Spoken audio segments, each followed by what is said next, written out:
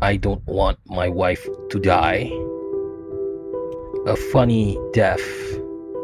One morning, Michelle and I ate at a cafe. She sat under a giant fiberglass bagel, and a headline appeared in my mind.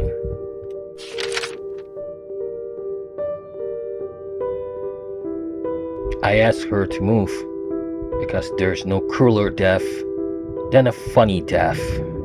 At least a tragic death highlights one's life. How could this happen to such a good person? A funny death eclipses a life. Austria, 16th century. Hans Steininger had a 4-foot beard. One day a raging fire broke out. Hans ran, tripped on his beard, fell down the stairs, and broke his neck. Hans was the town's mayor. He was re-elected 6 times in a row, but all that is forgotten because he died a silly death. My wife Michelle is a funny, creative, one-of-a-kind light in the world. She studied ballet, archaeology, and sculpture. But if she dies in a candy store explosion, she will only be renowned as... But there are different kinds of funny deaths, and some are far worse than others. Worse than the randomly funny death is the ironically funny death.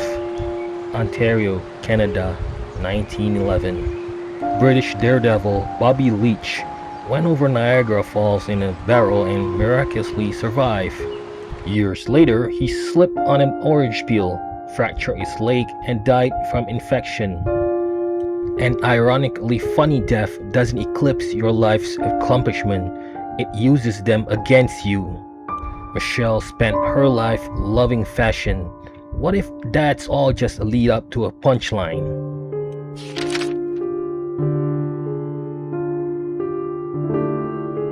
But the cruelest form of funny death is the stupidly funny death.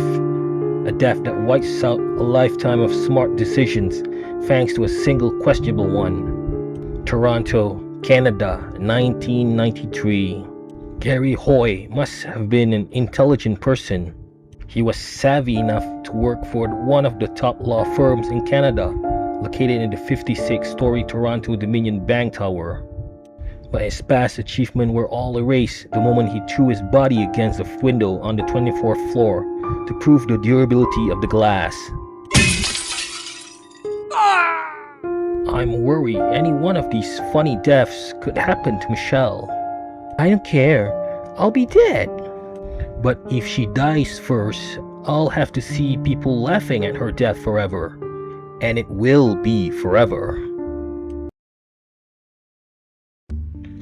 Greek playwright and father of tragedy, Aeschylus, said, "Time bring all things to pass," meaning in enough time anything can be forgotten. But he's wrong. No amount of time can make people forget a funny death.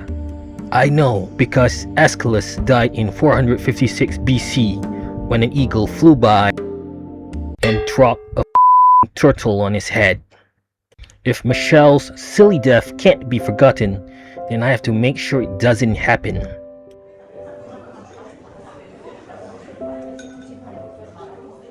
But maybe trying to control the way someone dies is just controlling how they live. So I'll try to stop worrying about a funny death and join her in her funny life.